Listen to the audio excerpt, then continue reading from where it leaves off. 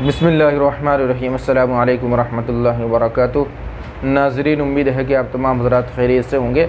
अभी जो है सोशल मीडिया पर जो गोदी मीडिया है उसके मीडिया पर भी आप देख सकते हैं और व्हाट्सएप फेसबुक पर भी चला ही रहे हैं हमारे हज़रात भी जो है इसको, कि वो एक डॉक्टर उमर गौतम साहब थे, एक मुफ्ती साहब थे, जिनको इस जुर्म में उठाया गया है कि उन्होंने बहुत सारे हिंदुओं को ज़बरदस्ती मुसलमान बनाया है। हालांकि ऐसा होना बिल्कुल नामुमकिन है। और डॉक्टर उमर गौतम साहब जो है बहुत बड़े नेक आदमी हैं, जिनके बारे में आप सुन सकते हैं। मिल्लत टाइम्स एक यूट्यूब चैनल है, उस पर भी आप जा कर के देख सकते हैं।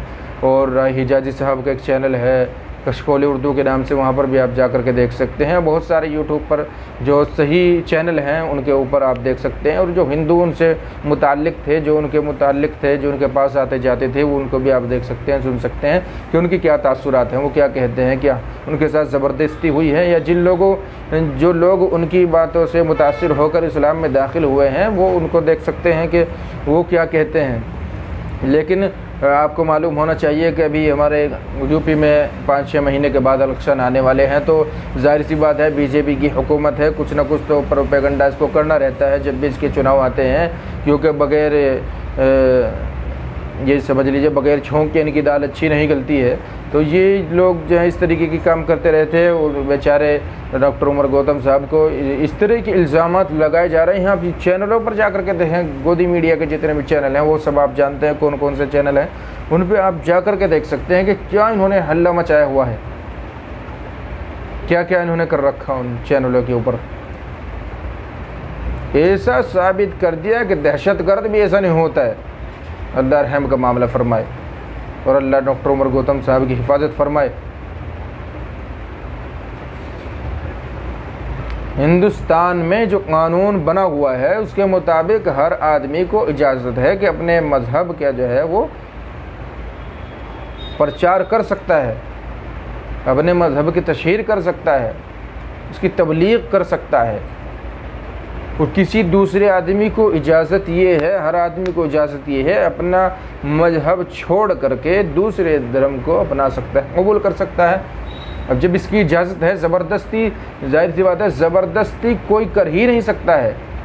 कोई एक आदमी उनके ख़िलाफ़ अभी तक ऐसा नहीं मिला जिसने कहा हो कि मुझे ज़बरदस्ती इस्लाम में दाखिल किया गया है, ऐसा मिला ही नहीं। आप पूरी मीडिया को खोज करके देख सकते हैं।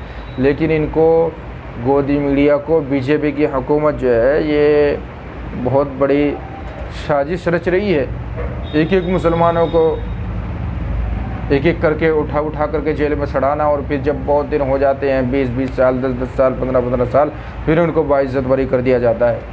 जब उनकी जवानी और उनकी जो ज़िंदगी है बिल्कुल हराम हो चुकी होती है, उनकी हड्डियाँ गल चुकी होती हैं, तब जाकर उनको रिहा कर देते हैं। इस तरीके की मिसालें आपको माजी में बहुत सारी मिल सकती हैं, आप देख सकते हैं उनको। तो बहरहाल डॉक्टर उमर गौतम साहब का क्या कसूर था? वो इनका कसूर इतना था कि वो एक हिंदू मज़हब से 20 साल की उम्र में जो है इस्लाम में दाखिल हुए हैं। और उसके बाद उनका काम इतना था कि जो भी हिंदू मुसलमान होता था, जो इस्लाम कबूल करता था, उसकी जो कागज़ी कार्रवाई है कानूनी तरीके से वो करवा दिया करते थे। क्योंकि उन्होंने जिस वक्त वो इस्लाम में दाखिल हुए थे, उनको कानूनी कार्रवाई करने में, अपने जो कागजात हैं उनको दुरुस्त करवाने में जो है बहुत ज़्यादा दिक्कत आई है। इस वजह से उन्होंने ये काम किया। अब उनको क्या क्या हो रहा है, बहरहाल अब आगे देखते हैं। दुआ करें कि अल्लाह तबारक व तआला उन पर रहम का मामला फ़रमाए। मुफ्ती जहांगीर कासमी साहब जो हैं उन पर भी रहम का मामला फ़रमाए। अस्सलामु अलैकुम व रहमतुल्लाह।